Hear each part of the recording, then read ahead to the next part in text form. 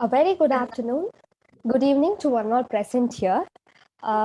Today, our team Own Your Growth is up with yet another exciting session. It is a delight to be introducing the speaker for today's session. Dr. Medini Kagale is a naturopathic doctor who completed her BNYS from Esviasa University in 2019. She went on to do her post-graduation Master of Science in Diabetes Healthcare and Management from University of Southampton, United Kingdom. We heartily welcome you, ma'am. Today, Dr. Medni will be presenting to us on psychosocial aspects of diabetes in naturopathy setup. Over to you, ma'am. All right. Am I audible? Yes, we can hear you. Yeah. All right. So today's topic, as you all know, is psychosocial aspects of diabetes, especially in the naturopathy and yogic setup. The sole purpose to present this topic was not only to enhance your clinical practice, but also to aid healthy conversation skills and incorporate some of these psychosocial models, which I would be explaining to all of you all in the forthcoming slides, even which will be applicable in research. So let us start.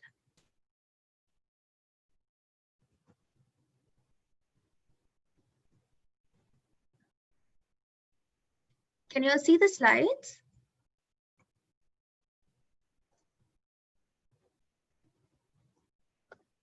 Yes, ma'am. We can see the first slide. All right. Yeah, just give me a moment.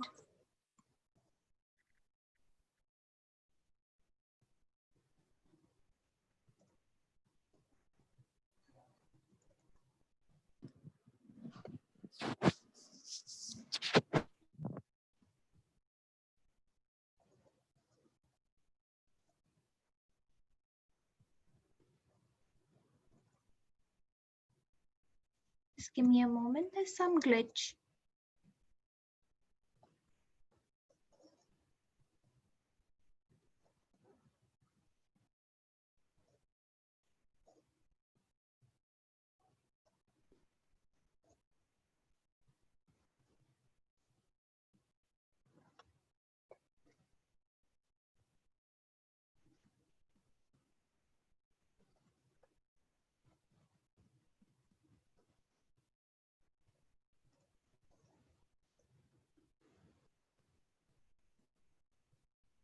All right.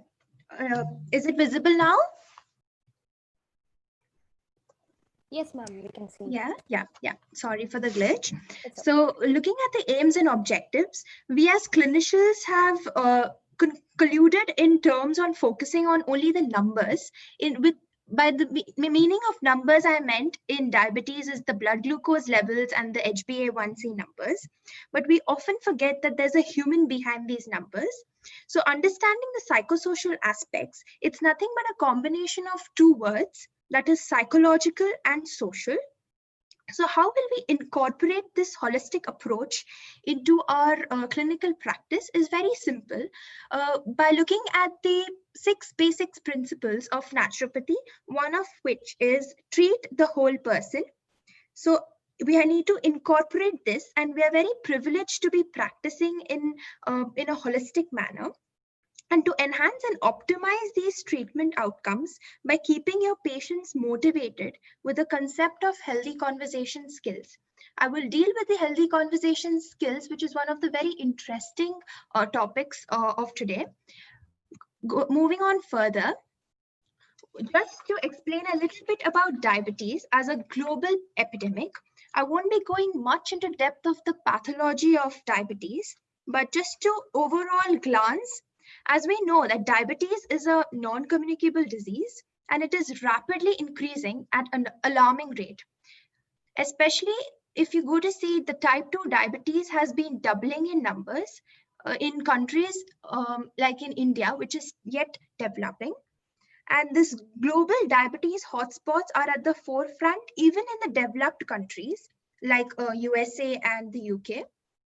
So further on moving, we'll look at the impacts of diabetes. So when we talk about the impact of diabetes, what comes first into our mind are only the biological factors. So just to look and have a glance to the biological factors from head to toe, there is always risk of high chances, which is 4 times higher in diabetes, that is with stroke. There's loss of consciousness, that is because of diabetic ketoacidosis, and visual disturbances, that is diabetic retinopathy. Then there is risk of CVDs, that is atherosclerosis, increase in blood pressure. And besides this, we also see gastroparesis, that is poor blood sugar management, which can delay the emptying of the food, that causes heartburn, bloating, and nausea. Then there'll be other symptoms like excessive urination, then diabetic nephropathy, which further, if it is not managed well, could lead to kidney failure. Then there's also other life-threatening conditions. When we look at the biological aspect, that is ketoacidosis, then there's nerve damage, which is also called as diabetic neuropathy. And not only that, it also affects the largest organ of the body, that's the skin. It's called as the integumentary system. It is the largest organ, and it will often lead to fungal yeast infections or gangrene of the foot and stuff like that. So further on moving, after seeing only the biological aspects, we will look at the psychosocial health. So what is this psychosocial health? Why is this psychosocial health so important? If we look at the WHO definition of health, which is a state of complete physical, mental, and social well-being. So we often look at only the physical aspect, and at some point we even give importance to the mental aspect because we are into naturopathy and yoga. But we forget about the social aspects of diabetes.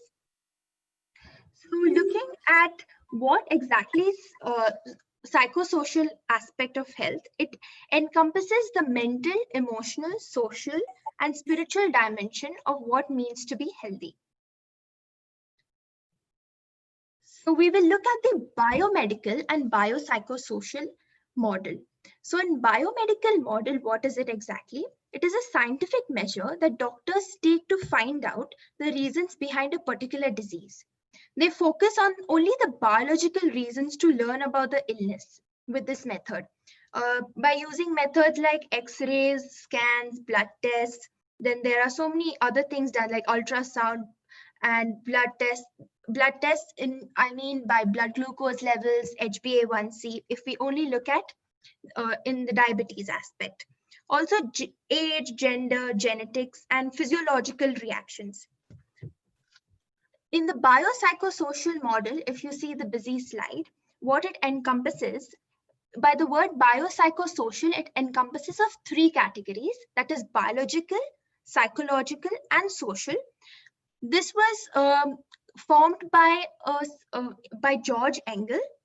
He was in the late 1970s, which is a very interesting model, and we really need to incorporate this model into our clinical practice. It will be very beneficial to have different treatment modalities to treat every individual. So looking at the biopsychosocial model is that we consider it biological factors as well as psychological factors, like psychological factors like depression, distress, coping with different skills. Then it is mental health, then the temperament of the person, how is his attitude. Not only the psychological, but we also need to look into the social aspects. Why is social aspects this important is because we need to look at the economic status of the person, the cultural belief, religion, and peer group and peer pressure that is usually seen in type 1 diabetes because it's seen in youngsters because they have to cope up with their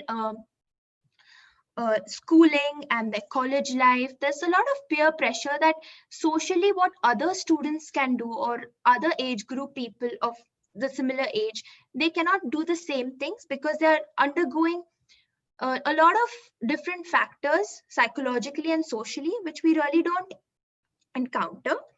So we also need to see in social aspects is the relationship status, the marital status, and all of that. Further on, looking at the biopsychosocial factors, as I already mentioned, we look into the spiritual values and beliefs. We cannot really ask the people to change their spiritual beliefs or their religion. Then intellectual, what they've already been learning and they already know that knowledge. Physical, we've already touched the physical aspects. That's all through the physical signs and symptoms that they show. Emotional is they undergo a lot of stress, and then not only stress of the in coping with diabetes, but also other emotional stresses in life. And occupation, there's a lot of occupational stress. We know so many of the business tycoons, engineers, even doctors, they undergo a lot of stress, and then loss of economy, and then there'll be business problems, and in social gatherings there would be a lot of peer pressure into and indulging in bad habits like smoking, drinking, and all of that. So all of this is biopsychosocial factors. So this is a busy slide. If you see to the extreme left is the phase of living with diabetes. So if you see initially on the left-hand side, these are the non-clinical symptoms and clinical symptoms. So before the person is diagnosed with diabetes, the non-clinical symptoms are nil because the person knows that he is perfectly fine, even though he is not. Probably he'll be having other stresses in life, but he knows that he doesn't have diabetes. But clinical symptoms will show mood and anxiety disorders, psychotic disorders. And then the next step, when he comes to know that he is diagnosed with diabetes, there will be distress, there'll be fear, there'll be grief, there will be so much of anger to how to cope up with this disease because it's new to the person. Then learning diabetes self-management. Now this is different for everybody. Some of them learn self-management really well. They will be taking their insulins on time. They will be taking their medications on time. They will be following a good diet, but it's not the same for everyone. Clinical symptoms again will be different. Then maintenance of self-management and coping with these skills. How will they learn to cope up with the skills? By continuing their treatment and all of that. That non-clinical symptoms will be different, and the clinical symptoms will be again different. So this is how throughout their living, they go through a lot of emotional distress. Now again, distress shouldn't be confused with depression. In the further on slides, I will explain the difference between depression and distress. So what can we as healthcare professionals do is not only the clinical symptoms, but also the non-clinical symptoms and behavioral patterns of diabetic patients can be dealt with. This is through these models. Instead of just applying one sort of model, we could apply biopsychosocial models. And biopsychosocial models is not only confined to medical terms. You could also incorporate the yogic texts like Hatha Yoga being a base. You can also incorporate Hatha Yoga to make it more interesting and how innovative you could be in your clinical practice. This is not only beneficial for you, but also for the patient because you want to see change, you want to see the improvement in their health. So further moving on, working with human emotions and clinical care. Now, this is very important. This is where positive psychology will play a role. We really need to apply positive psychology. I will just explain what is it in a very small nutshell. So positive psychology also focuses on the positive events and influences in life, which includes basically the like happiness, joy, then love, then positive state of mind, and there are even some traits of gratitude and compassion. So positive psychology mostly is dealt with topics like character strength, optimism, life satisfaction, happiness, then there's well-being, and clinical practice can be enhanced through these efforts to evaluate and promote positive personal and environmental factors with the ultimate goal of reducing barriers. because diabetic patients already face a lot of barriers with their blood glucose levels and with their HbA1c increasing. And those, if they're taking insulin shots, they'll be facing a lot of those, especially who have needle phobia. Nobody would like to prick themselves on day-to-day basis. So how to optimize this in a diabetes management and control? We can use the positive psychology. So what would be the possible outcomes in managing these human emotions in a clinical environment? So the innate characters is, we could increase their self-esteem, then their personality. Then other environmental characters is, we could always give social support. Then we should also look into the family dynamics and communication. How are the behavioral mechanisms of the patient? How is he coping? How is his self efficiency in doing his day-to-day work? And how to see the outcomes. In outcomes, we usually see diabetes management and how is his glycemic control.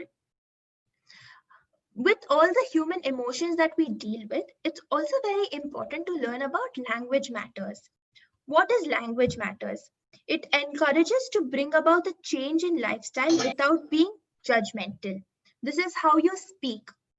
This could be even in your mother tongue. It's not necessarily you have to speak in English to your patient. It'll be more beneficial if you speak in your own mother tongue. And you should seek to be more empathetic towards the patient. It should be a totally person-centered practice. Don't act very disapproving or stereotyping or very judgmental. Don't go against their cultural beliefs. And also be very aware of how is their literacy about health? How much do they know about their condition?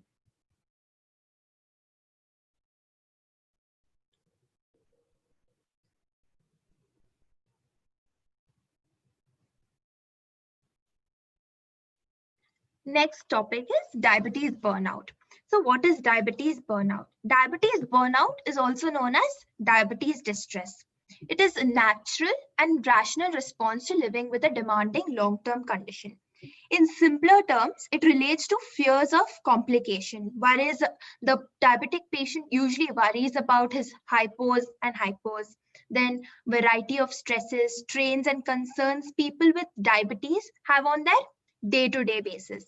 Diabetes distress can be often confused with diabetes depression, but the diabetes distress is described as being more prevalent with around 25% of adults with the diabetes experiencing elevated levels of distress.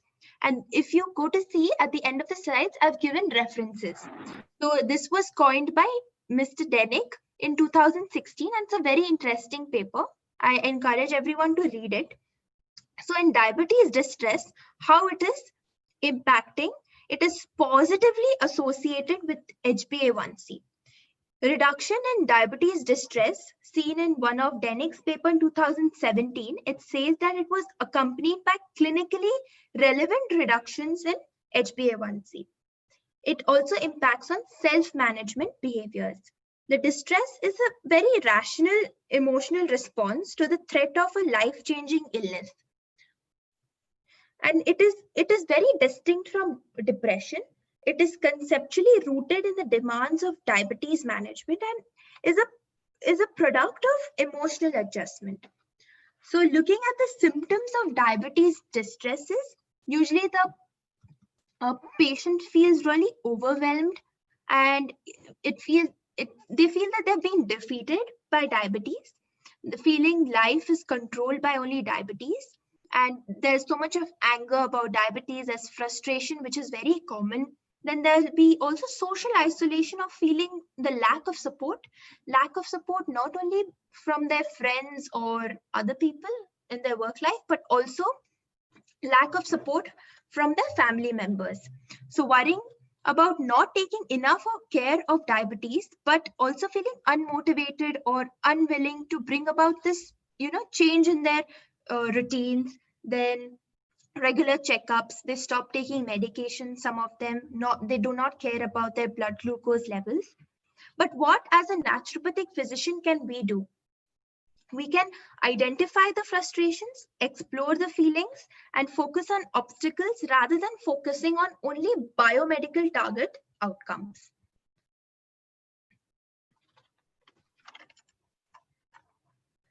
These are the risk factors of burnout. They lose their willpower. They feel everything is very problematic for them. They're not really compliant. They don't feel like following any proper diet. So these are the common misattributions found in patient behaviors. There's lack of willpower. Gluttony means that they start binge eating. They feel like eating everything and whatever they see. And they're quite disengaged. They do not really pay attention to their blood glucose levels. So looking at accessing these, the diabetes distresses, oops, 1 minute.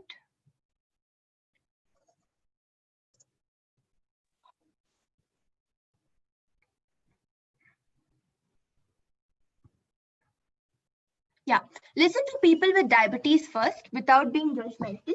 I've already touched that aspect. Identify their underlying feeling. What do they actually feel? How much knowledge do they have about their condition?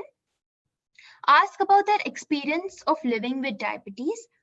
And always, when you're talking to your patients, make sure you're asking open-ended questions. It should be open by means of open-ended, I mean is the WH questions, and use measurement scales to access. You could use the problem areas in diabetes questionnaire, and you can use the diabetes distress scale. You could, if you're interested in research, these two scales are excellent. You can rule out and get good results. So what's the myth of the can of worms? So this is when to examine one problem means discovering a lot of other problems. This is usually happens with patients who have diabetes. And avoiding it. People avoid it. They feel like it's okay, let it be. Even if my blood glucose levels is increasing, it's fine. People will still eat whatever they feel like eating. So they don't take proper and enough care. And don't underestimate the value of supporting the person to talk about their feelings. Don't get too involved into their personal life to know more. Just keep it very neutral and subtle. Actually, talking to the patient should also be a knack. You can't indulge in unnecessary personal talks, and don't overestimate the need to fix it. Do as much as you can. Now we will look at the diabetes and its risk of depression. Who is at risk of depression? It's definitely people with type 1 and type 2 are at higher risk. It not only affects the entire body, but also the main brain functions. A very interesting paper was published in 2009. It stated that the hyperglycemia increase in the prefrontal glutamine and amyloidic acid levels. It was associated with poorer cognitive functions. So usually you will see even diabetes with higher risk of dementia and Alzheimer's condition. Depression is twice as common in people with diabetes. These are the prevalence of diabetes. These are just the statistics.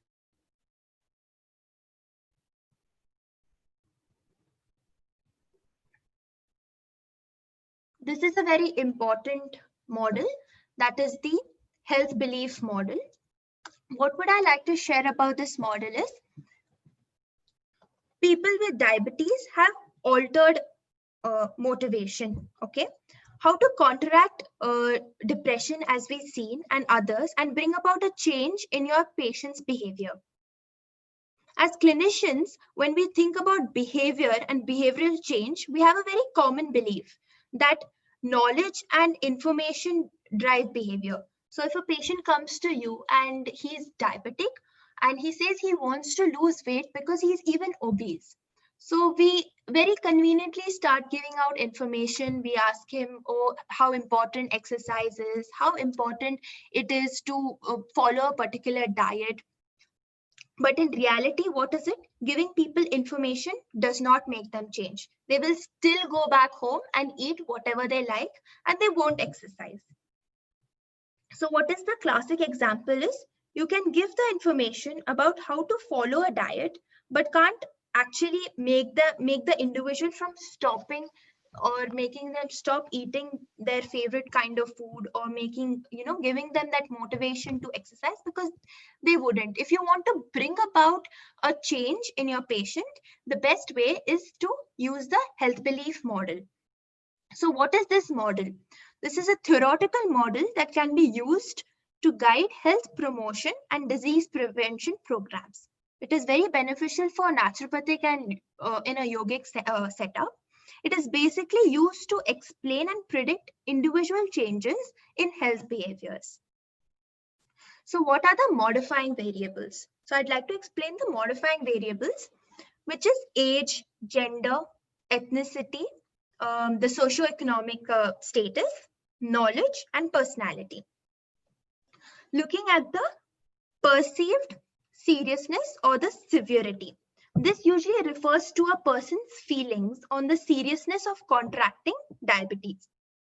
There's a wide variety in a person's feeling of severity, and often that person considers the medical consequences like disability or what could happen next with diabetes. He might lose a limb, or the social consequences like the lack of family support. So this is the perceived severity. Now coming to the perceived susceptibility. So this refers to a person with diabetes with subjective perception of the risk of acquiring an illness or disease. There is a wide variation in a person's feelings of personal vulnerability to an illness or disease. So looking at the middle column, perceived benefits. So what are perceived benefits? Effectiveness of various actions available to reduce the threat of illness or disease. This is usually when preventive measures are taken by the individual who has diabetes.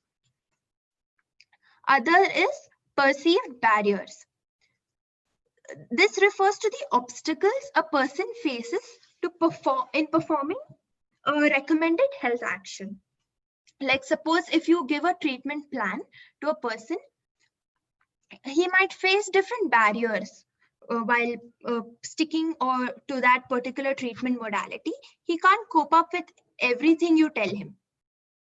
Then coming down to self-efficacy.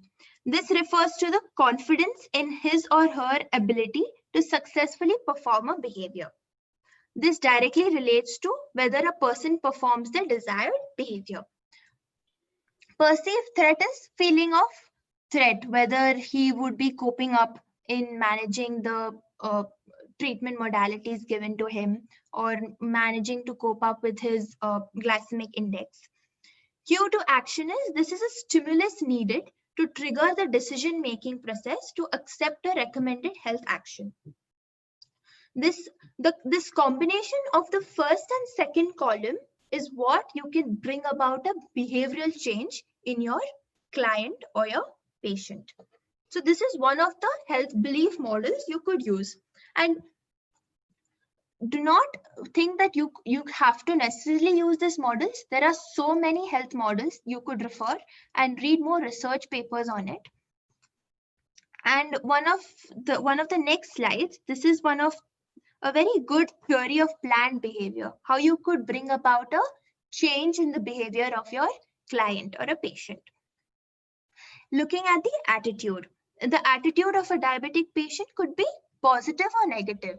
Some people are very positive. They will stick to their routine. They'll take medications on their time. They will take their insulins on time. They will follow a diet, a healthy lifestyle.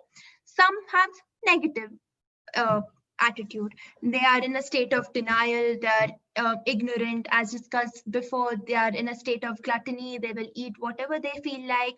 Then there'll be difficulty in their decision making.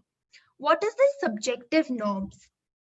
Subjective norms is nothing is what large number of people usually do. What do they usually do? Subjective norms once when a person has diabetes is, they will take the medications, follow a diet, That's very typical.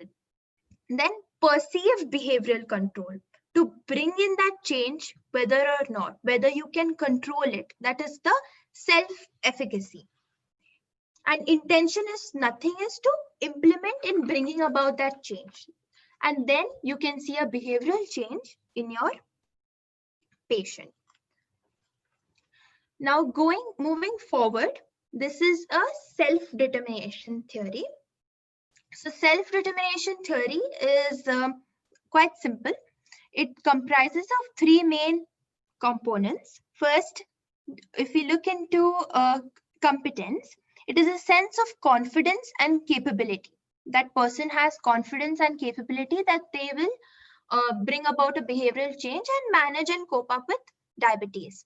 Autonomy is feeling of one having the willingness.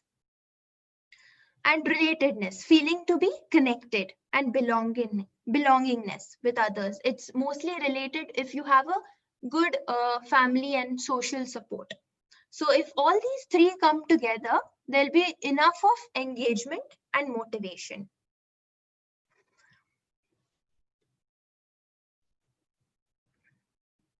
Behavioral change model. So how can we use this behavioral change model in our day-to-day practice or in our setup? So looking at first, the cycle starts from pre-contemplation. That's the first blue circle up there. So what is this pre-contemplation? In this stage, usually people do not intend to take any action, not considering change, or is unwilling to change or bring about any change in their lifestyle or whatsoever. What is contemplation? People are intending to start a healthy conversation or a healthy behavioral change in their patterns of life. It usually sees a possibility of change, but yet it is very uncertain. Coming down to determination, people will be ready to take action in the next 30 days, and people will start taking small steps towards behavioral change. Then what is action? People have brought about a change in their behavior and intend to keep moving forward. Then in maintenance, this is a most difficult part where you have to maintain. People have sustained their behavioral change for a while, and they intend to keep moving forward.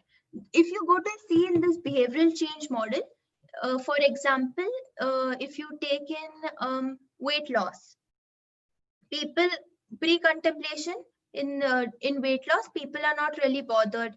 They're not bothered to make any change in their life.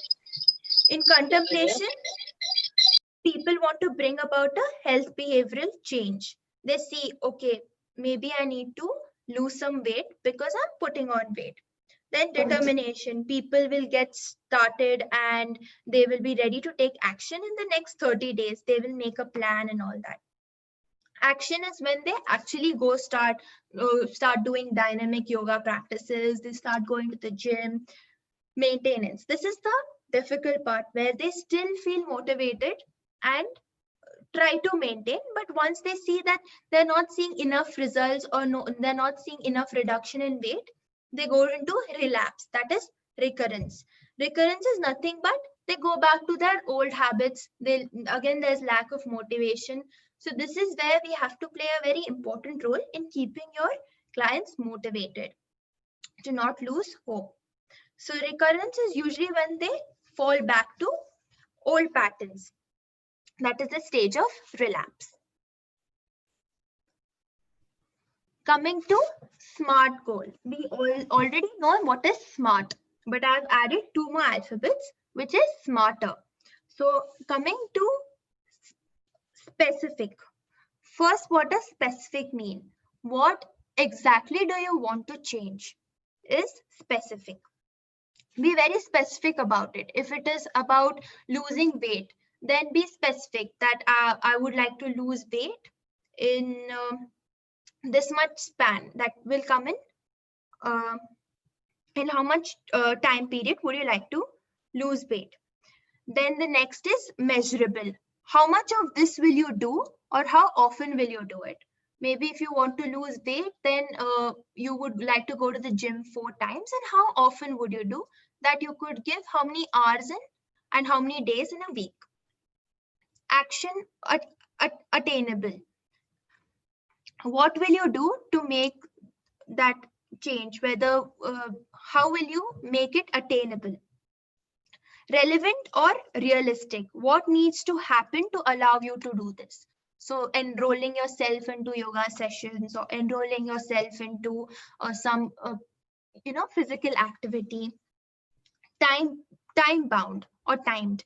By when will you have this done? Evaluated is nothing but how will you review what to do next? With whom can you discuss this? Here we will be coming into a role. How would you evaluate and what to do next?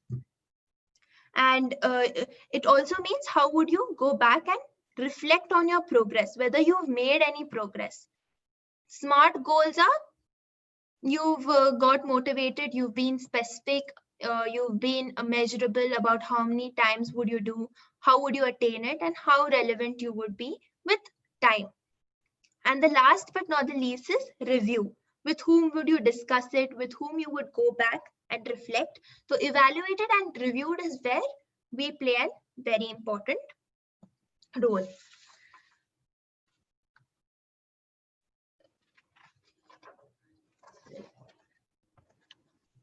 The other thing I would, as we've come to the end of the slides, the other thing I have not put in much slides, but I would like to discuss about healthy conversation skill.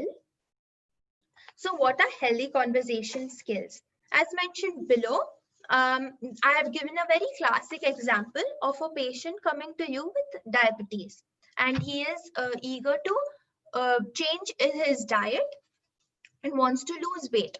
So this was one of my experience. So one of the patients came and he said he needs to lose weight, but he doesn't like vegetables.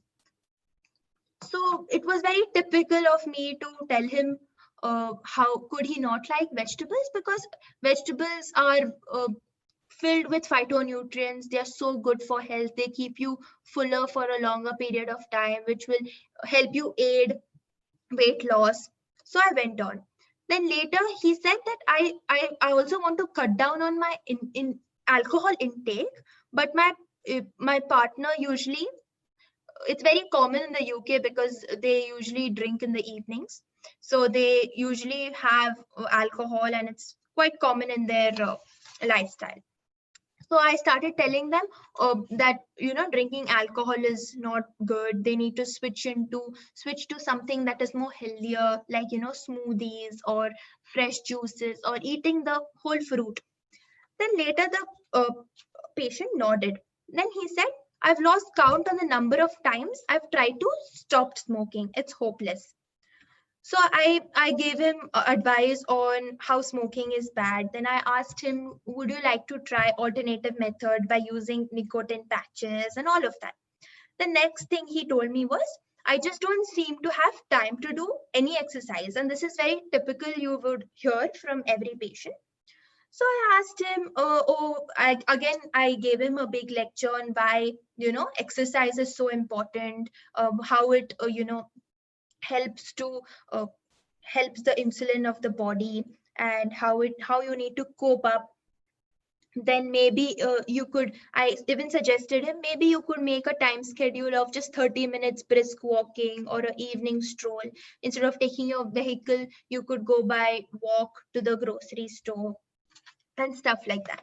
But here is the common mistake we often do.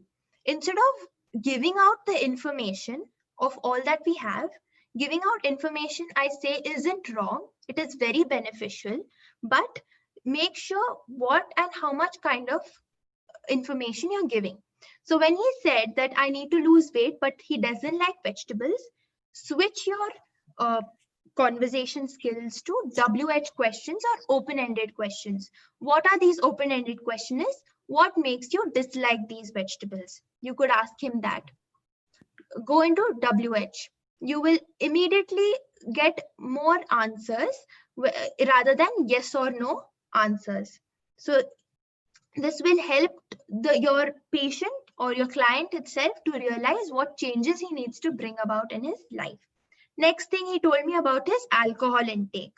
So instead of telling him the importance or about leading a healthy lifestyle and why he shouldn't take alcohol, I changed my question to asking him what changes would he like to bring about or incorporate in his life with his partner rather than consuming alcohol. Then the third question that I asked him was when he asked that I've lost the count of number of times he's tried smoking. So I asked him a WH question. What alternative method would you do or like to inculcate or put into practice? And last but not the least was the exercise part, where he said that he doesn't seem to have enough time for his exercise.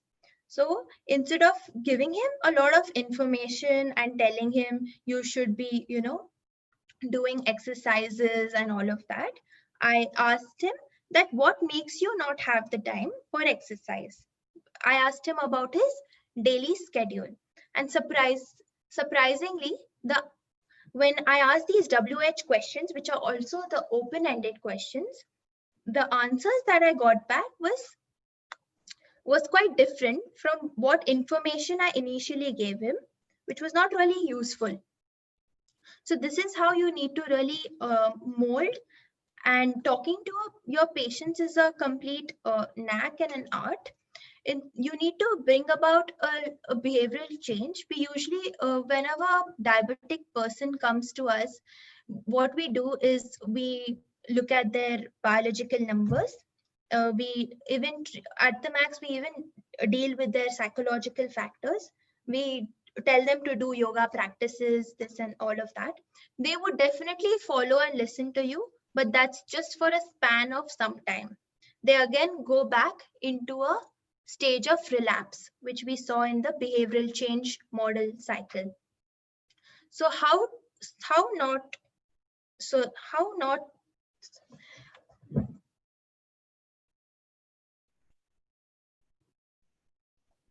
hello, can you hear me? Yes, ma'am. Yes, ma'am. Please continue. Yeah. So where I was, so how not letting your patient go into that stage of relapse is where you have to really bring about these psychosocial models, which are very important, and you need to incorporate them.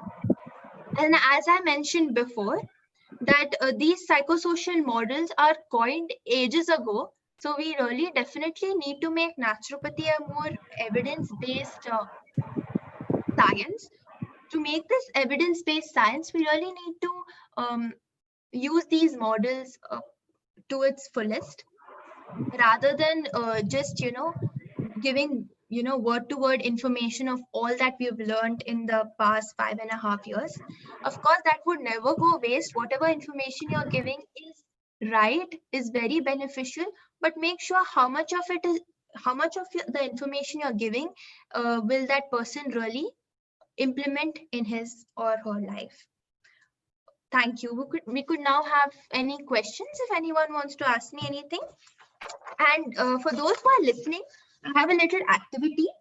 Since we've known about these psychosocial models in perspective with diabetes, I've just confined it to diabetes, but we could use it for all other conditions. So if you would like to have a look or view at this activity that I'm giving you all, you could use the psychosocial aspects for a condition that I'll give you all now, that is maybe rheumatoid arthritis or any condition. You all can come up with your own innovative ideas. My contact details is on the first slide. If you all want me to have a look at it, you all want me to know my thoughts about it, or you all want to give me any suggestions about today's session, you all are more than welcome. So now I think we'll move forward with any questions or queries anyone has. Thank you.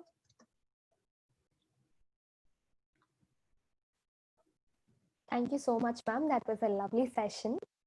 Welcome. Participants, kindly put your questions in the chat box, or you can raise your hand and unmute yourself and ask the question to our presenter.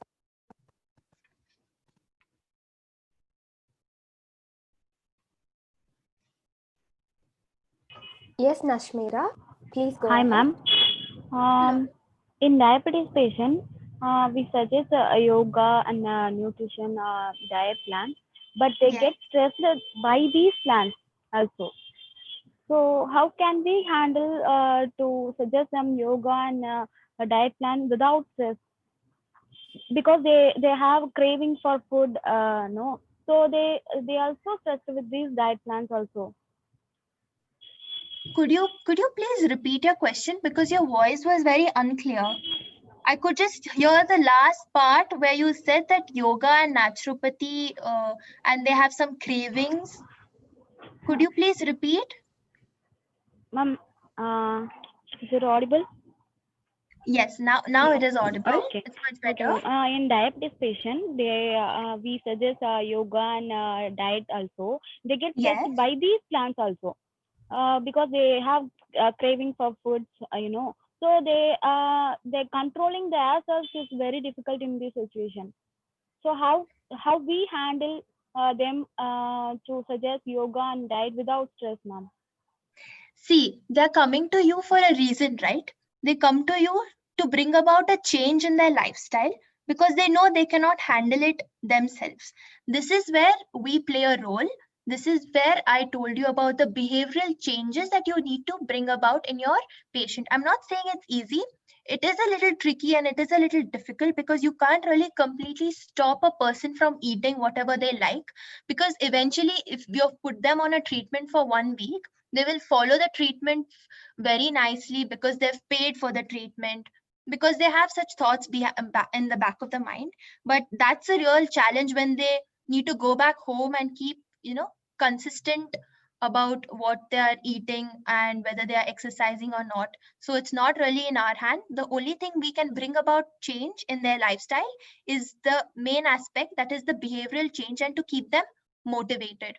You can definitely use these models that I've given in these slides. It is 100% very beneficial. It also depends on the mentality of the patient. So you need to tackle it very professionally. That's what I would say. I hope your question was answered, Nashmira. If you still feel Thank you, I'm ma'am. not very clear, you can put forth your questions on the chat box so that I can read it. It would be more clearer for me. Or if you would like to even contact me personally, that's not an issue. Okay, thank you, ma'am. We have another question from Shija Nazir. How to Yes. convince the homemaker moms with diabetes about healthy eating, because they're all busy with their daily chores and they spend no time especially for them. Yes, so this is a very challenging uh, aspect for we also as clinicians, because even we are working and we also tend to eat what we're not supposed to be eating. So for moms it will be more difficult because they have to be doing so many other things throughout the day, and if especially they're diabetic, they have to take a lot of care. So she says her mom is diabetic, right? So she could incorporate behavioral change by by helping her mom out by different models. She could use the psychosocial models and try making things more innovative, even in cooking, and so that her diet is at least taken care of, because as she's busy, as she mentioned, she's busy with all the daily work, and moms are usually busy with all other stuff. So what best you can do is you can convince your mother or ask them how better it is to incorporate these models. You don't need to explain her the model, but how I've told you, you could ask her open-ended questions like what makes her this busy, and what changes she can make in her lifestyle or even in the cooking style, so that her diabetes, her glycemic is under control. Hello? Yes, ma'am. Yes, ma'am. Was I audible? Yeah, yeah. I hope the question was answered. The next question is from Anandi Akka. How to handle geriatric people in the way of therapeutic diet because they're all very much pre-planned in every aspect of foods. Whatever we say, no, I don't like this, I like this only like that, ma'am. Like, they have their own preferences for about food. Yes, exactly. With the elderly people, it is definitely very difficult because they have their own set of beliefs about eating food or their entire habits, their belief, especially even spiritual aspect. It's very difficult for them to make them understand about the condition. So whatever you do, it's quite difficult. So try molding your questions a bit differently. I'm sorry. So how differently you can do this is by asking open-ended questions. Always try this. Instead of giving out information to an elderly patient, they don't feel like really listening to you because they feel that at that certain age where they don't want to listen to anybody because they experience so much. And especially we as young doctors, if we try to tell them please do this, they would never want to listen to you. So what you could do is ask them open-ended questions, like what in their diet would they what do they like in their diet, what changes you can bring about. Ask them WH questions. That's the open-ended questions. Actually, we need to practice this a lot in our clinical setup, or whoever we meet to. In different age groups it's different, especially with the elderly patients it's very difficult. So this is where open-ended questions really works.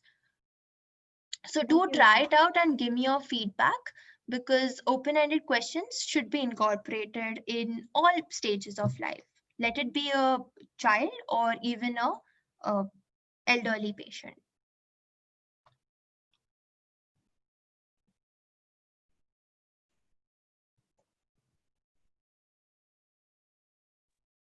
Ma'am, can you put your contact details in the chat box so that people can contact you? Yes, of course.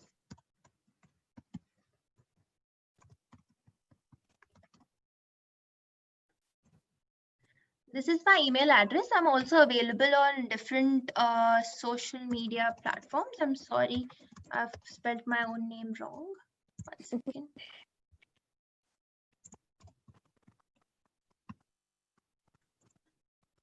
Yeah, so this is my email address, the latest one that I've entered in.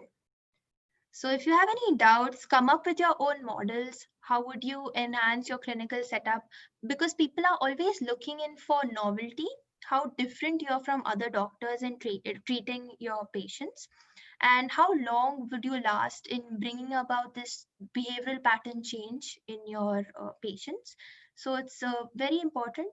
So incorporate these models into your life and in your clinical setup, not only for others, but you could also use this for your own benefit. Thank you so much, ma'am. That was really insightful. Thank you. We really like the presentation because you started off with the general clinical presentations that we read in our textbooks, and then about the various models that you were telling us. They were really insightful because to know how many factors really influence a person's behavior is overwhelming. And I'm sure our participants will be going through the models that you have shared with us and come up with their plans. And also thank you for sharing your personal experiences, because experience is a mother of everything. So thank you so much, ma'am. That was a great session. Thank you so much for being here and spending your valuable time with us. Thank you. Thank you so much, Bhavit and team, for this opportunity. I was really glad to share this a little bit of my experience and whatever I've learned. I hope this is very beneficial to all of you all listening to this, and Thank you, will ma'am. incorporate all this. Thank you. Thank you, ma'am. Thank you, participants, for staying with us till the end of the session. You are now free to leave the session. Thank you.